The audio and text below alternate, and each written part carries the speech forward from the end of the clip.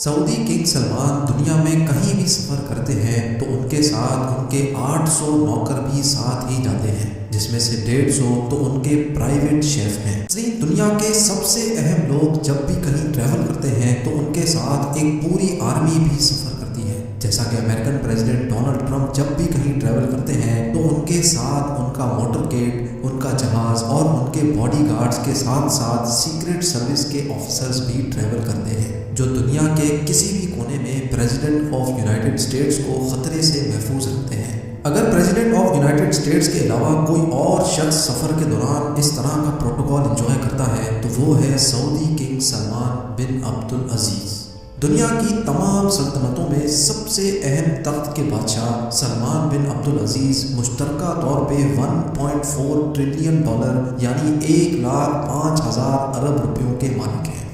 King Salman دنیا میں کہیں بھی ٹریول کرتے ہیں تو پوری دنیا کو پتہ چلتا ہے کہ واقعی کوئی ٹریول کر رہا ہے۔ کنگ سلمان کو دنیا کے کسی بھی کونے میں کسی بھی قسم کی تکلیف کا سامنا نہ کرنا پڑے، اس لیے ان کے ساتھ درجنوں ہوائی جہاز، ان کے اپنے سرونٹس، شیفز، فیملی ممبرز اور حتیٰ کہ ان کے پروٹوکول کی گاڑیاں بھی کنگ سلمان کے ساتھ ہی سفر کرتی ہیں۔ مارچ 2017 میں سعودی کنگ کا پرائیویٹ بوئنگ 747 انڈونیشیا میں 9 روزہ شاہانہ ٹور کے لیے لینڈ ہوا۔ یہ سعودی کنگ کا پچھلے 46 سالوں میں انڈونیشیا کا پہلا ڈپلومیٹک ٹور تھا۔ یہ شاہانہ ٹور پوری دنیا میں نیوز ہیڈ لائنز کا مرکز بن گیا۔ کنگ سلمان کے پاس 2 بوئنگ 747 کے علاوہ ایک بوئنگ 757-200، بوئنگ 777-300، بوئنگ 7878 اور ایئر بس A340-200 بھی موجود ہیں، جو صرف اکیلے کنگ سلمان کے سفر کے لیے ہیں۔ ان کے بیٹے MBS یعنی پرنس محمد بن سلمان اور دوسرے فیملی ممبرز کے پاس اپنے اپنے الگ طیارے موجود ہیں۔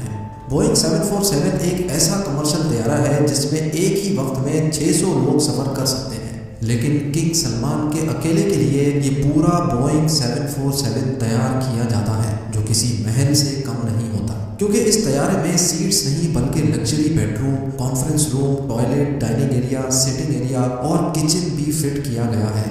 کل ملا کر بات کی جائے تو کنگ سلمان کو سفر کے دوران بالکل بھی محسوس نہیں ہوتا کہ وہ اپنے محل میں ہے یا ہوائی جہاز میں، کیونکہ ان کے تمام پلین کسی بھی محل سے کم نہیں۔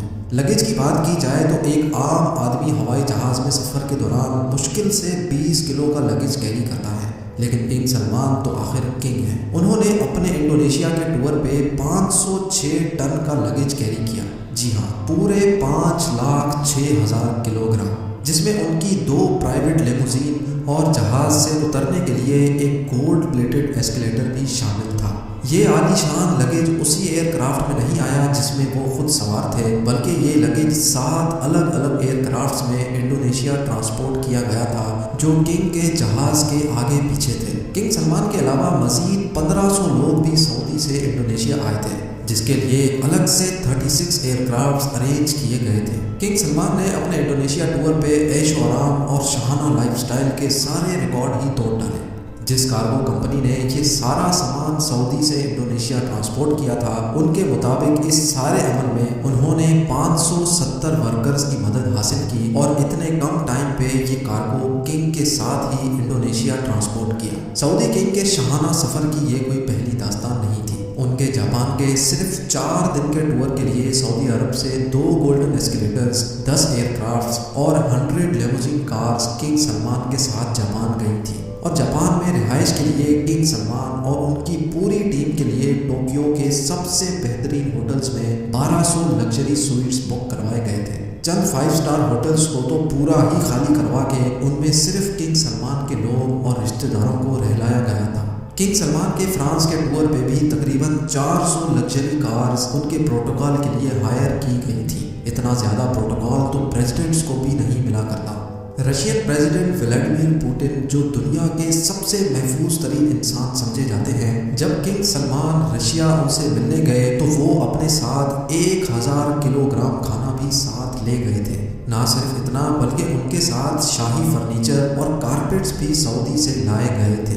جب کنگ سلمان کی رائل ٹیم ماسکو شہر میں آئی تو شہر کے 2 سب سے بڑے ہوٹلز کو خالی کروا لیا گیا۔ جن لوگوں کی پہلے سے بکنگز موجود تھیں ان کو بھی کینسل کروا کے کنگ اور ان کی ٹیم کو وہاں رہلایا گیا۔ صرف 4 راتوں کے اس ٹرپ پر کنگ سلمان کے $3 ملین یعنی 22 کروڑ روپے خرچ ہو گئے، جو انہوں نے آنکھ بند کر کے دے دیے۔ کنگ سلمان جہاں جاتے ہیں وہاں اپنا پورا محل اپنے ساتھ لے جانے کی وجہ سے خاصے مشہور ہیں۔